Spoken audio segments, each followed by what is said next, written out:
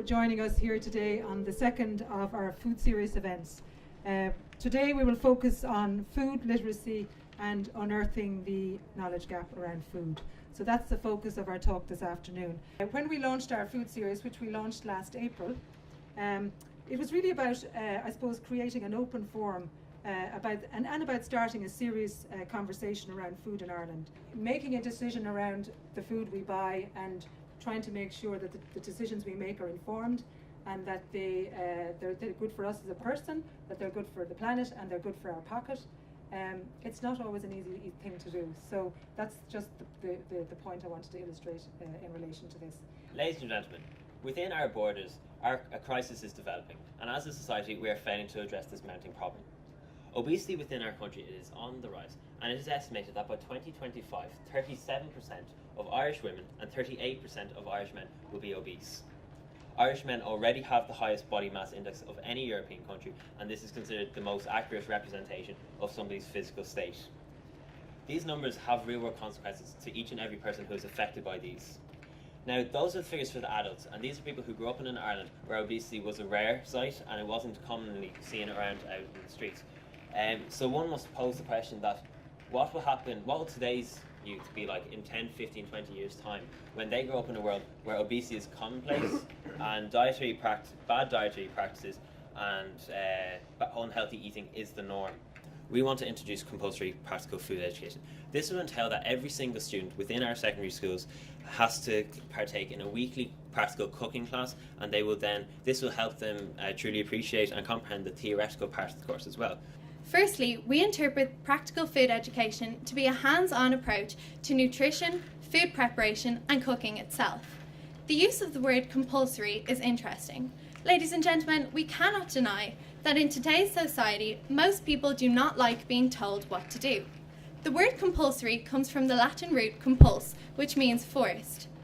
When students have to do compulsory subjects, it often backfires. For example, Irish is a bone of contention for many students. Why? Because they feel as if they're being forced to do it.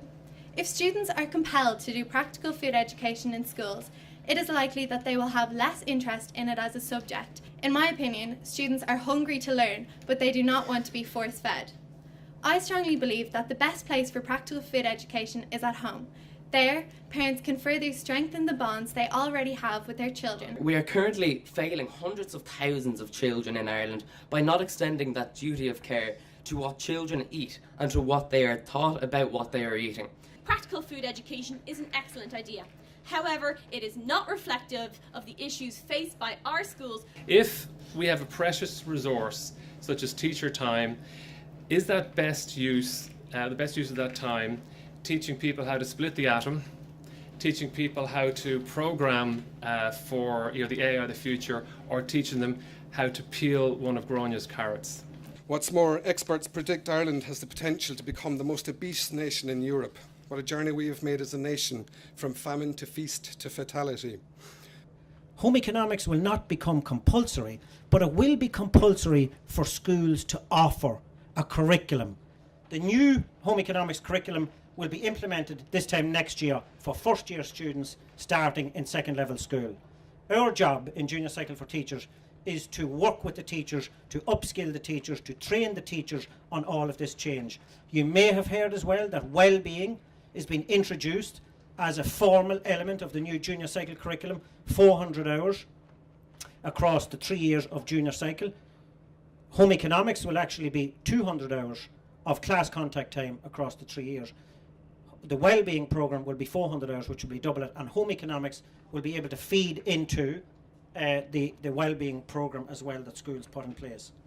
If home economics was made compulsory in the morning, we'd have significant challenges. Number one, we wouldn't have the teachers. There is a significant supply and demand issue for home economics teachers. The gender divide as well is another issue that would have to be challenged.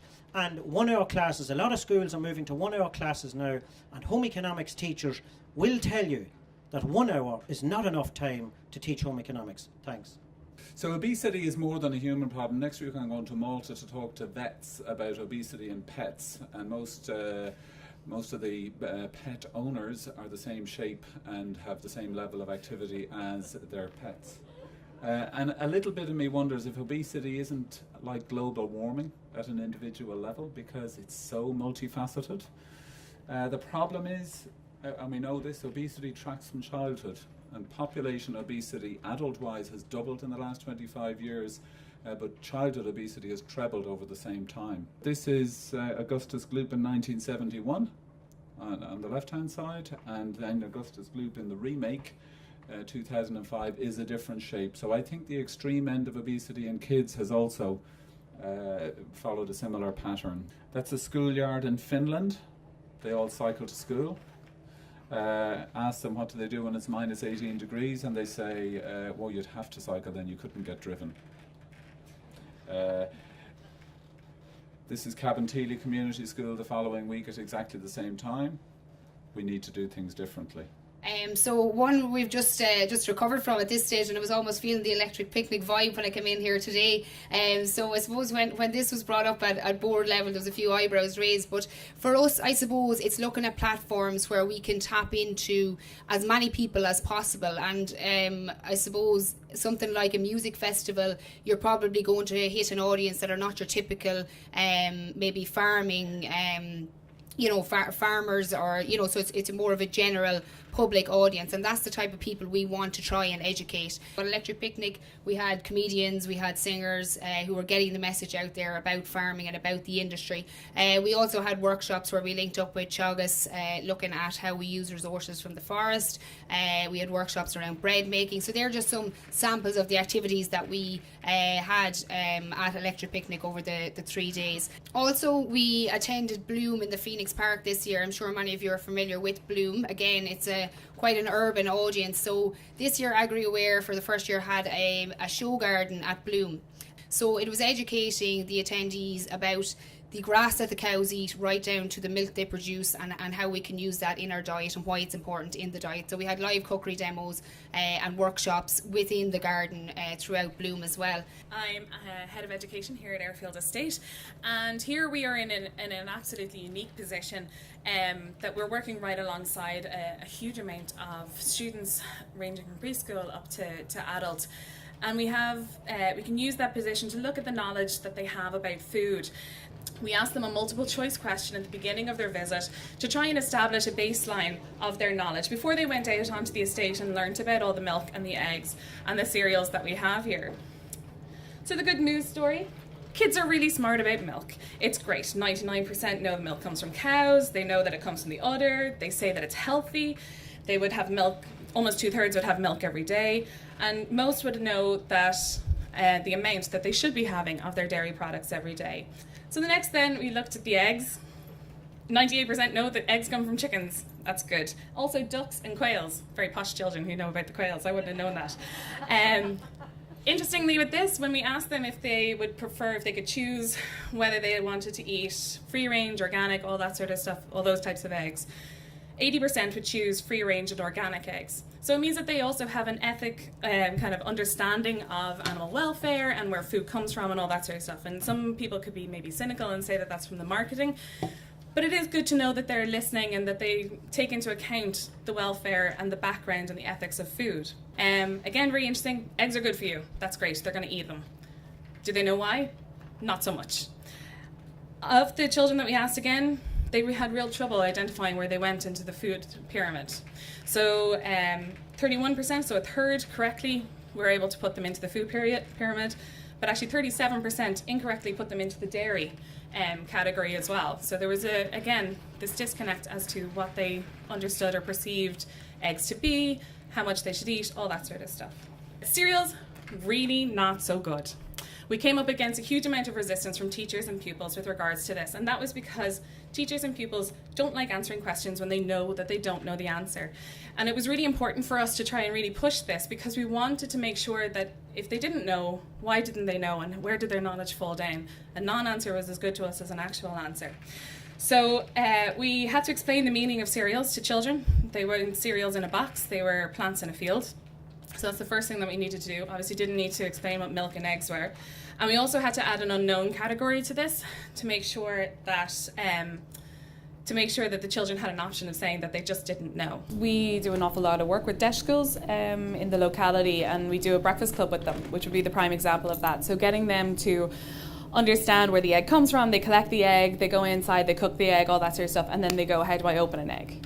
One event that we organise for secondary school students is a farm walk and talk event. So rather than just reading from the book, we bring them out onto working farms for a period of a week. So last year we had 3,000 students out, but it's amazing the value they see in the actual practical experience, to see it actually happening live, whether it's milking a cow or a ewe lambing or whatever it is, but they really retain that information, I think, more so than just looking at a blackboard or a screen in a classroom. So I definitely think it's invaluable. I'm going to tell you a little bit about an initiative that we took a number of years ago called Origin Green, which is effectively a way of branding the country from an international food perspective, but it's also a way of shifting behaviours around how we produce our food in a more sustainable manner on a continuous basis and into the longer term.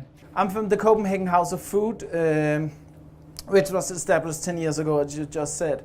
We were established to try to raise the quality of the public food in Copenhagen. We start in the kindergarten, the preschools, where they now eat food made locally at the preschool, at the kindergarten.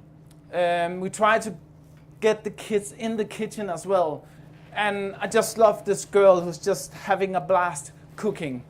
So that's really what we're doing, like taking the food from the everyday life and turn it into something really good.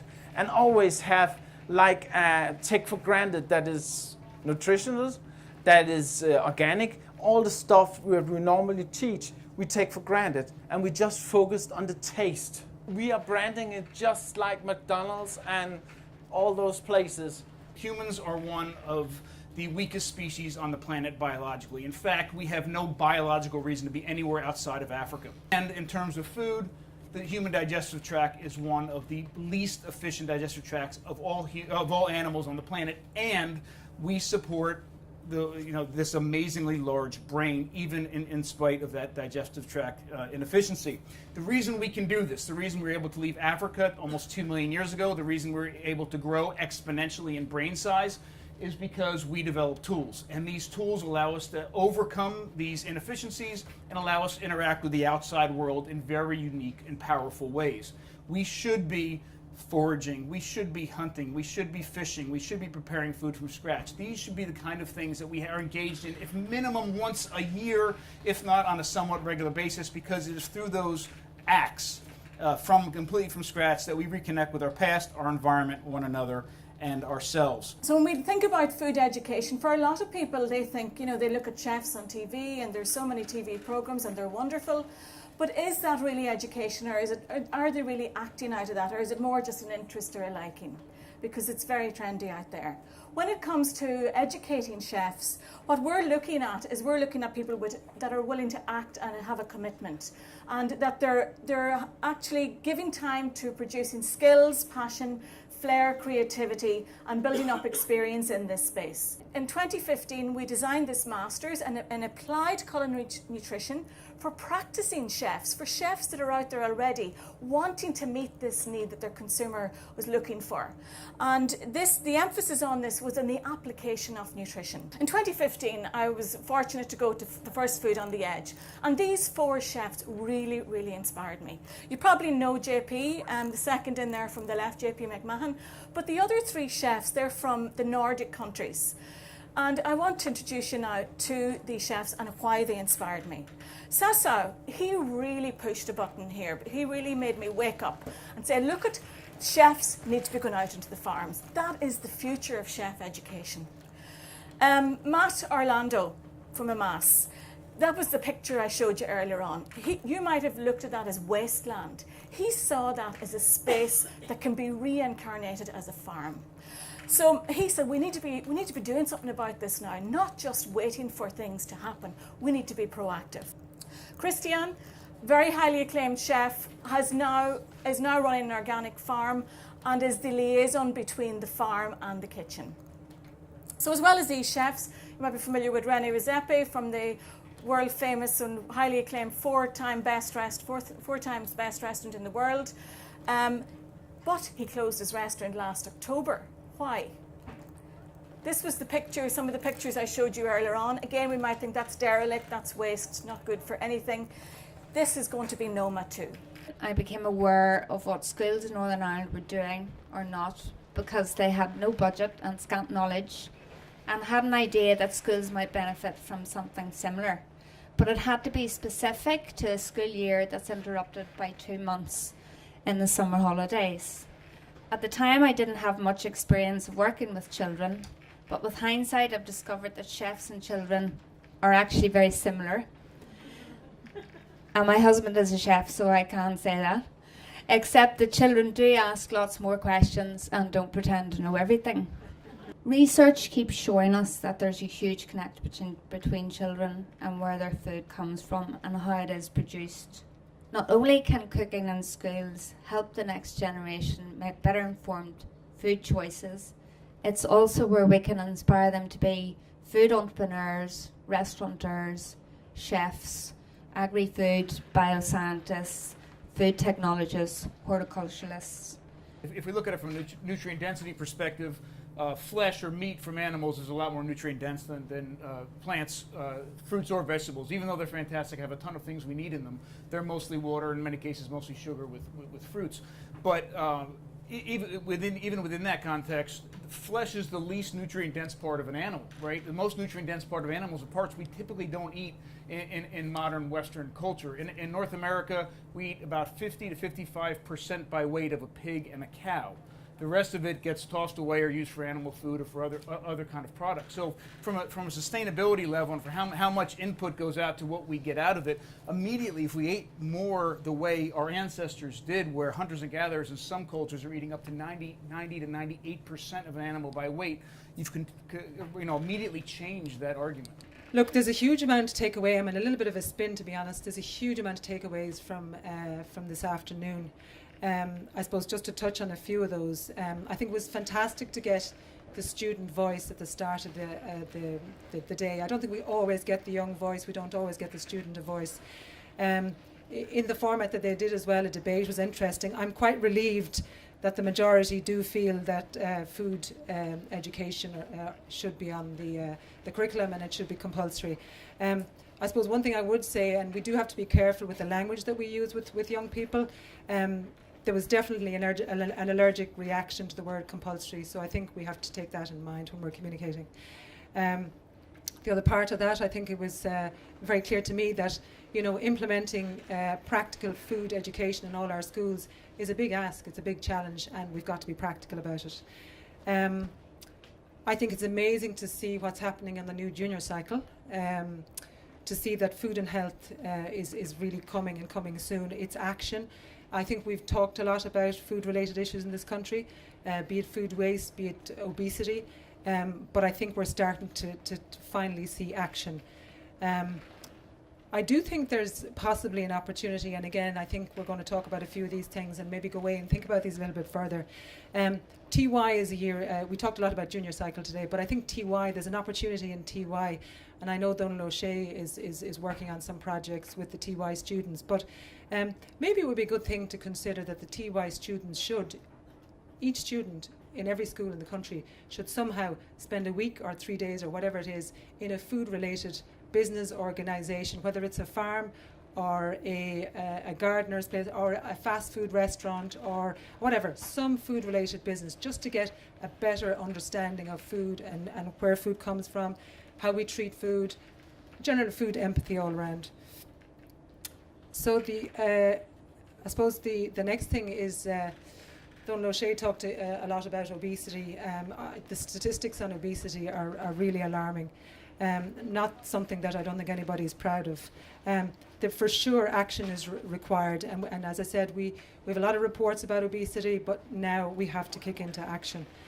We do have a mountain to climb for sure, but I think if we can start swimming at 80, it's not impossible. It might be improbable, it might be difficult, but it's not impossible. So time for action there. Copenhagen, hats off. I'm jealous. You're 10 years ahead. We need to catch up. 90% organic meals in their city schools and public facilities. That's amazing to be at that point. I would really question, when you look at Ireland and really we have great green credentials in Ireland in relation to our food. Could Ireland really be the shining light in the world in terms of how we behave towards our food? Wouldn't that be something to be really, really proud of? It could become Céad Bia Fáilte maybe instead of Céad Míle Fáilte, but anyway. So really the question for all of us is, how do we make this happen? I think Denmark are doing it, and I think they're well ahead. But you know, it is time for action. And where does action start? Action starts with you and me. Sometimes we think the whole food challenge is so big and so daunting that it's somebody else's problem, and somebody else has to deal with it. We can all make a difference, and it starts with you and me.